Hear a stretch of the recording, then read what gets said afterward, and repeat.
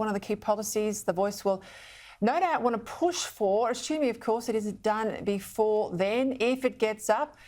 Tanya Plibersek certainly pushed about it in the Parliament, and that's a National Cultural Heritage Act, mirroring what we know has now occurred in WA, that will obliterate private property rights, particularly for our farmers. Joining me now to discuss this, Shadow Minister for Fisheries, Forestry and Senator for Tasmania, Jonathan Dunigan.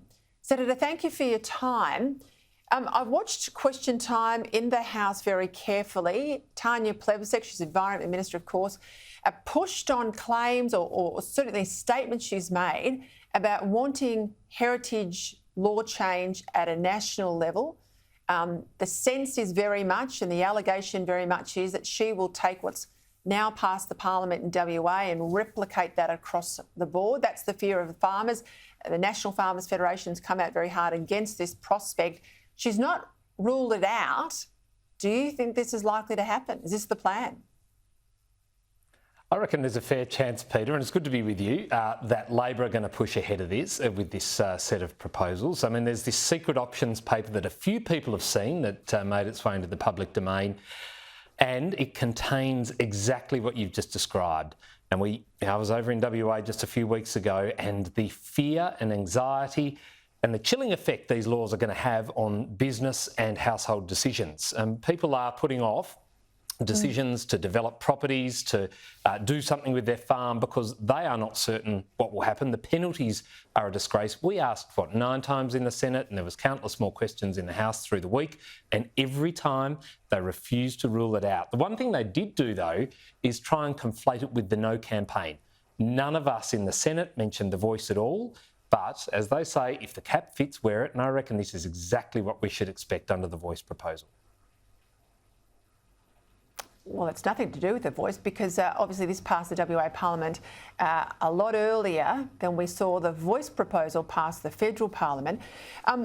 Remind my viewers again, I mean, we're not talking about big mining developments digging up sort of kilometres and kilometres of earth. This impacts anyone with a block of land over about 1,100 square metres, so it could be a big block of suburban land. You only need to move the soil down to a depth of about 50 centimetres. That's not deep. That's a good, decent hole for a bare-rooted tree. You only need to move 20 kilograms of dirt before you trigger all this Aboriginal compliance. And if you don't do what the Act says in WA, the fines for individuals are anywhere from $25,000 up to $1 million, and as much as $10 million for corporations. It's pretty draconian. Oh, this is socialist state gone mad. I mean, if you inadvertently break the law, you could face up to 2 years imprisonment. That is not knowing what the law means for you, and no one in WA knows what the law means. And you're quite right. I'm calling this the secret Labor takeover of the Aussie backyard, because 1,100 square metres down my way, down in Tassie, a quarter-acre block is not an uncommon piece of land. And if we have a national piece of legislation that replicates the madness in WA, then this is the kind of thing you can expect. And I think that is grossly unfair. And as you said in your introductory remarks, it undercuts that great Australian thing, the Aussie dream, the backyard and private property rights. I mean, we should not be allowing this. And I tell you what, for Labor to try and claim that this is some bipartisan thing because we agree that we should have addressed the Juukan Gorge disaster, the destruction of the rock art, well, this is not the answer to that. This is beyond sledgehammer with, chestnut. This is much worse and will damage so much more of our economy than they even realise. Well, just on this whole vein, I mean, you're a Tasmanian, as we know. Tasmania's long had a thriving and sustainable logging industry. I want to get your reaction to information we've seen in the media this week that half of Labor's branches are out there backing draft motions ahead of the national conference in Brisbane, mid-August it is, Labor's national conference, urging the Albanese government to end all logging and all land clearing, which of course land clearing impacts farmers.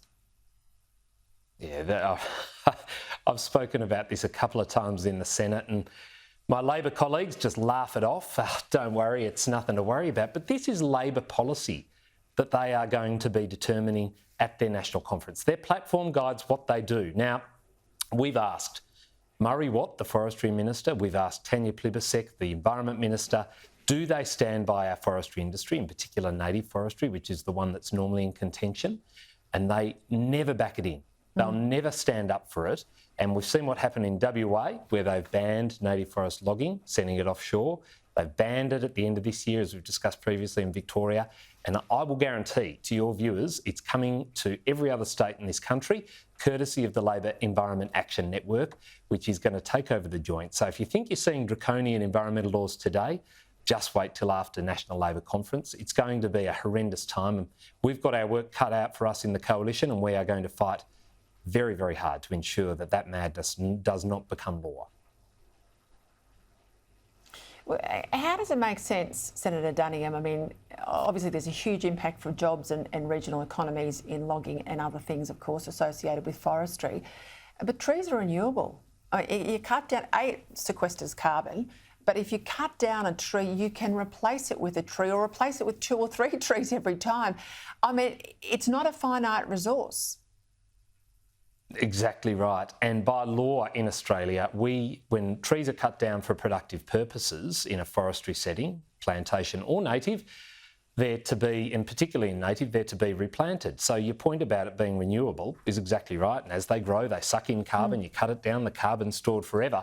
But if we ban forestry in Australia, particularly native, we're still going to want those beautiful hardwood products, the floorboards, the coffee tables, the staircases, the window frames, but it will be coming from places like the Congo Basin, where they rip it out of the ground, they don't replant it, and there's even allegations and claims around there being tinges of modern slavery attached to the products that we rip out of these forests and import into Australia. We certify our trees, we manage them to world's best standard. It's good for the environment, but Labor just don't want to see this happening in our backyard. They want to send it offshore so everyone in downtown Melbourne and Sydney feels okay about it. Thank you for unpacking all of that, Senator Duniam. Absolute common sense.